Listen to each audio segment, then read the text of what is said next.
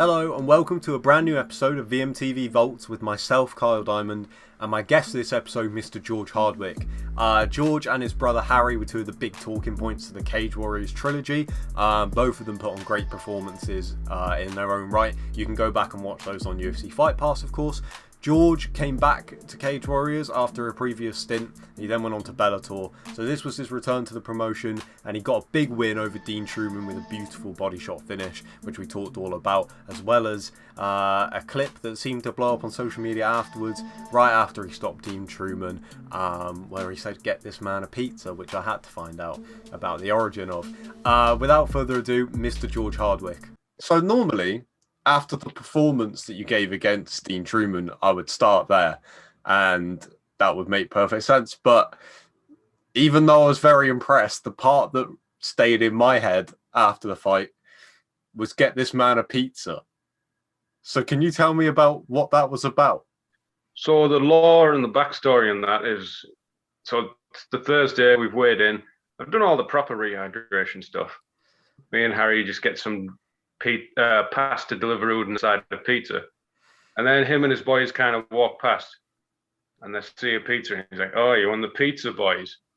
I don't know. Maybe he just thinks I'm not taking it serious because I'm having a pizza. You know, here one of his cronies going, "Nutritious that," and then I just go, "Well, do you want a bit?" And he turns it down, which you don't turn down free pizza. So I was like, get him a pizza. And then whilst he's in the corner, he's a bit dejected. First thing I go over and say is just, "Well, the offer for pizza is still there. I can still get you a pizza." So that's the pizza story. Okay, well, that explains a lot, because in the moment of being like, "What a performance," to just hear that and be like, "Did I just hear that right?" It was a strange thing that I knew there would be some sort of story behind it. I didn't expect it to be that kind of story, though. Did you kind of get that sense from Dean a lot in the build-up, that he was kind of trying to kind of like big brother you a little bit? Like, why are you doing that for? That sort of thing. Because that seems a very strange way to take it. But I seemed confident and had a good swagger to him about when weighing day around the hotel and that, but on fight day he seemed jumpy and nervous and stuff. Like when I walk in the cage, I was pretty calm. I didn't need to like bounce on the spot and look around. Whereas whilst he was walking out, he's bouncing around and jumping around. Like, it didn't seem that calm when it came time to fight. Like he'd try the lock eyes and then he'd look away. He'd try the lock eyes, and I'd just kind of be like stood looking at him like a Labrador or something. Not like an angry dog, just kind of like. Yeah. Was there like, I hate to ask the really generic Joe Rogan question of did anything surprise you about the fight, but you did seem to just completely take it in your stride. So I'm just wondering, was there any, did that surprise you in the way that Dean reacted throughout the build up? I expected him to be very jumpy and very like unpredictable. So he moves a lot. I didn't want to like move around with him. I just wanted to track him, because I know you jump around, you throw a lot of these mad techniques, you shoot a lot of these takedowns. It takes out of you. So I was just waiting until he took that breath, and then when he stood still on the cage, it was just a quick combination and a body shot. And I don't think he got his breath back for the whole fight. So that was kind of the plan: just track him, stay calm. What actually kept me calm a little bit was, it took my mind off the fight a bit, is the fight was starting and my guts were a bit rumbly. I had a fart that lasted about 30 seconds as soon as the clacker goes. So I'm like, so there's about a minute. I don't really throw anything because I'm just trying to keep my intestines inside me. But then after that, I calmed down. I got into it. I mean, yeah. I mean, I guess, that makes sense in a strange way. Yeah.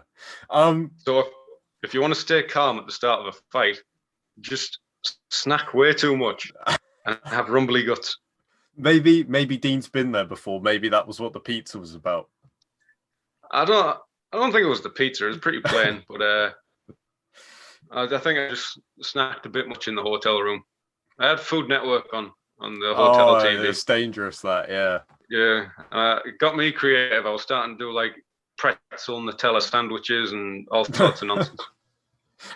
I mean, fair enough. Another thing that I think was a big talking point of the fight was the way, like you said, the way you marched him down just constantly, and it seemed like he hit a block with his unpredictable like techniques that he uses, where it kind of got to a point where it wasn't phasing you. You weren't changing anything you were doing based around it, and so from that point on, it felt almost like a matter of time before the fight was over, which I was taken back by how long that went on for, because it really seemed like it would have come sooner, but credit to Deanie is tough. How did you rate your overall performance in there? It was a solid performance. I got a little predictable at some point. I got a little too flat on my feet, which is where he got me with the takedown. It wasn't a hard shot, but I was caught in one leg with the right hand at one point. So, I don't want to be too predictable on the way in. That's one of the main things. Yeah. Moving on to talking about how I can't remember it happening where you have two brothers in the same promotion kind of going through, like starting at the same time and going through it like the way you have. I remember the last Cage Warriors trilogy, I think there was a lot of people talking about the Figlak brothers because they did a similar thing, like two very good performances within I think it was in the same event or within a few days or something. What is that like, doing that with your brother by your side at all times? Like, obviously people talk a lot about relationships with coaches and stuff like that, but that is another level on top of that. It depends. So we've had the same situation when we fought in Italy in Bellator last year. It's kind of like role reversed, where Harry fought second this time. In Italy, he fought first. So in Italy, it helps that I'm a bit like, my brain's a bit like dickheaded, because I was good in Italy with just completely zoning out his fight.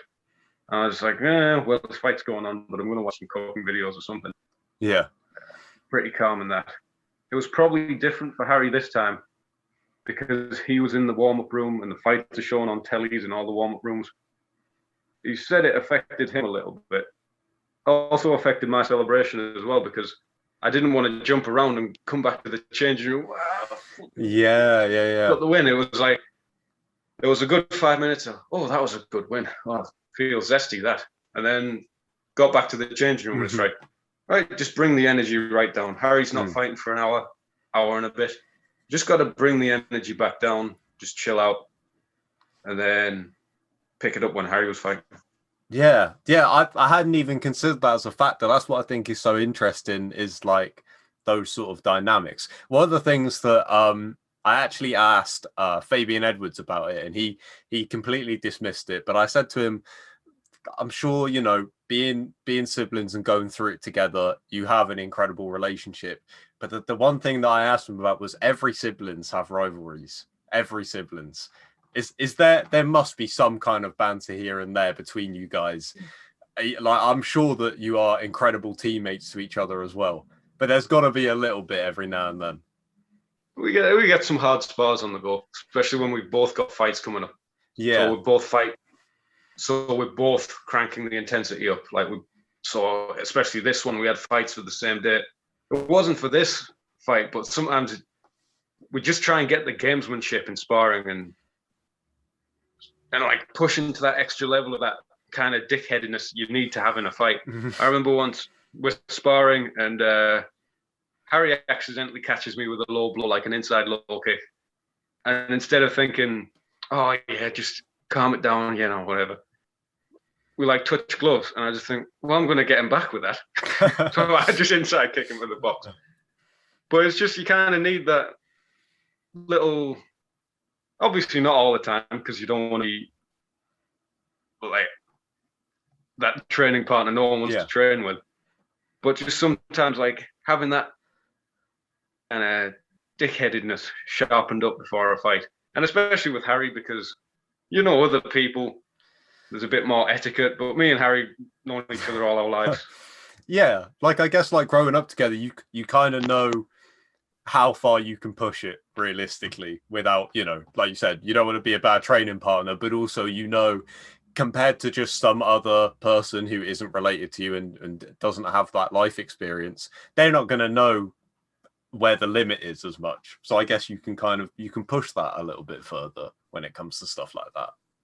Yeah, because it's like me and Harry know each other about as well as two people can know each other. Yeah, we know where to push, where the limits are, everything. Yeah, that makes sense. So obviously a win over Dean Trueman is big. Like, it is a big statement, especially for, I know that you've been in Cage Warriors previously, but for the return to Cage Warriors, where do you sort of see yourself now in this Cage Warriors division? And I'm curious to know realistically how long you feel like you'll be fighting in Cage Warriors. I think, everyone has different amounts of fights depending on different factors, but I think 2 or 3 more performances like that in for the title. That's my plan. Simple as. Yeah. I mean, like, especially because a lot of fighters, when they get to Cage Warriors, they've had, some regional fights and stuff like that, and then they get there, but you've already done it in Bellator as well. So I would imagine that, it's been proven because Cage Warriors gave you Dean Trueman straight away on your comeback to Cage Warriors. So I would imagine that they're pretty keen on, they know where you're at in terms of your level. So like you said, 2 to 3 fights, I feel like is pretty realistic for the layout of the division currently. Yeah. Does that make sense? Yeah, that makes sense to me. So I just want to be active. Yeah. More than anything, I want to be active. So I've just seen the next trilogy. It starts September 30th. It's 30th, October 1st, October 2nd. They've just posted it up there. So definitely want to be on that. That's like, this is what I want more than anything in this sport, is a schedule of activity. Right. Especially with coronavirus and everything, it's been a bit of a ball ache. But just, it can be irritating. One fight here, and then you're kind of in negotiations and just waiting to hear, waiting for the phone to pick up. And it can take ages sometimes. I've never got that really active year that I've wanted, like 4 or 5 fights. Yeah. So that's the main thing I want.